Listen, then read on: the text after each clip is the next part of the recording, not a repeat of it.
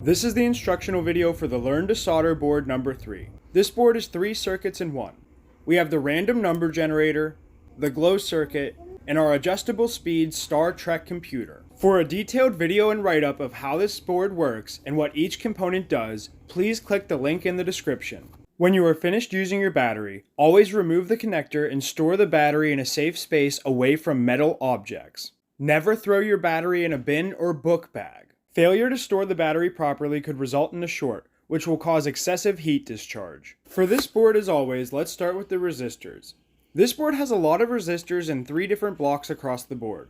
I highly recommend only using a few resistors at a time and separating at least one space of resistors. Otherwise, your board will be a complete mess and will be difficult to work with. So let's grab 3 resistors at a time and get soldering.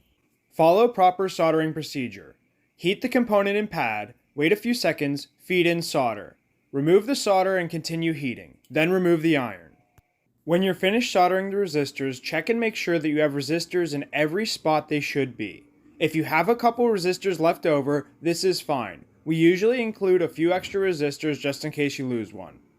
Next up is the diodes. Diodes are polar components. They have a positive and negative. On each diode there is a small gray stripe.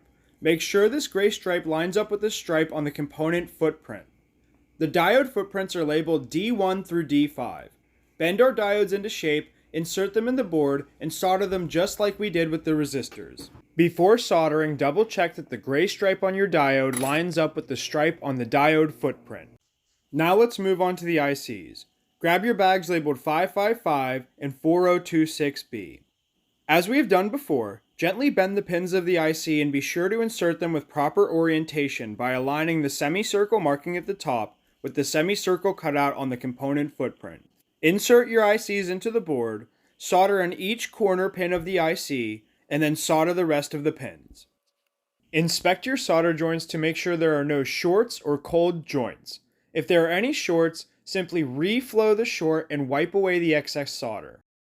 Now let's move on to the LEDs. Because this board has so many LEDs just like the resistors, I highly recommend doing a set of LEDs at one time.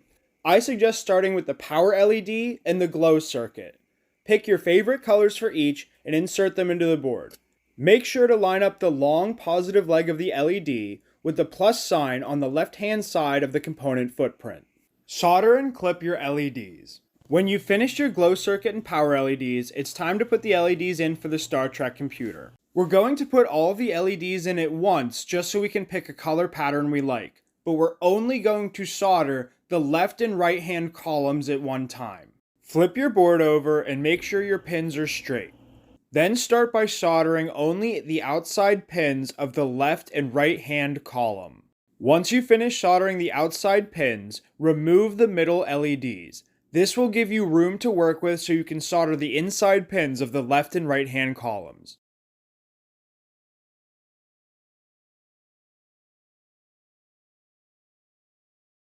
When finished soldering, clip the legs and reinsert your middle column. When all your LEDs are in place, hold the pins on the back and flip the board over. Finish soldering your LEDs. Next up is our switches. We need 2 push buttons and 1 rectangular slide switch. Pop your push buttons into the board and drop the rectangular slide switch in. Hold the back of the slide switch and flip your board upside down. Solder in the slide switch first so it doesn't move when soldering the other push buttons. Next we will move on to the capacitors. There are 3 electrolytic capacitors and 5 ceramic capacitors. Remember that the electrolytic capacitors are polar.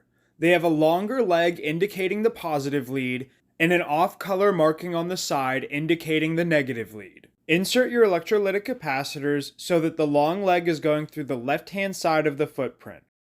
Then solder and clip your electrolytic capacitors. Now let's move on to the ceramic capacitors. The ceramic capacitors belong in the rectangular footprints located on the glow circuit. They are labeled C1 through C5. Put these components on the board and push down until they are firmly in place. Bend the legs, flip the board over, and get soldering. When you're finished soldering, clip the legs of these components.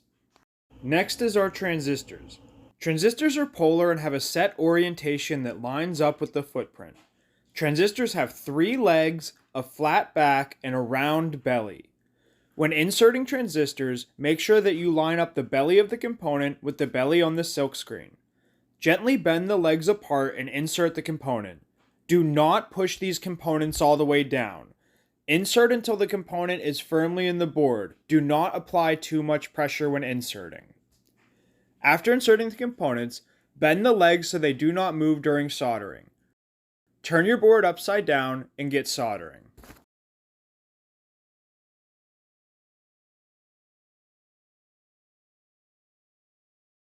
When you finish soldering, clip the legs and we'll move on to the final steps for our board. For our last three components, grab the bag labeled miscellaneous. Inside this, we have a power jack, a 7-segment display, and a potentiometer. We're going to start with the 7-segment display. The 7-segment display has a decimal on the lower right-hand corner.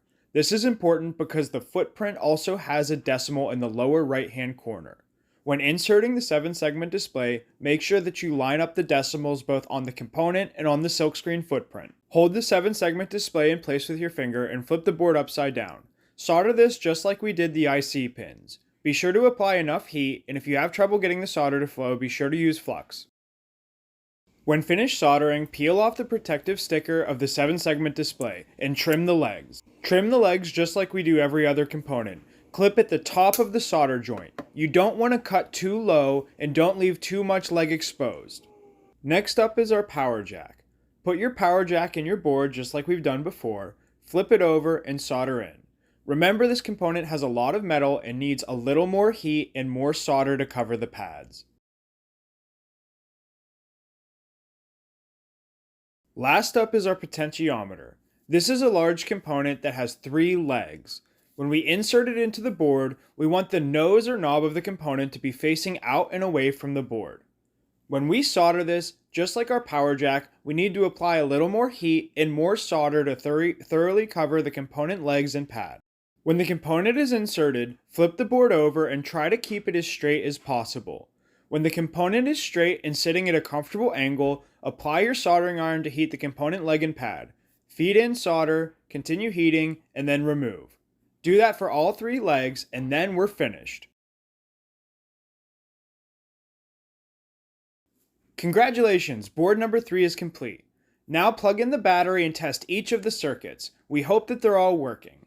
If not, check the back of your board and see if there's any bad solder joints that could be the problem. Thank you for choosing TSJ Electronics for your projects, and we hope you come back and see all the great stuff we will have in the future.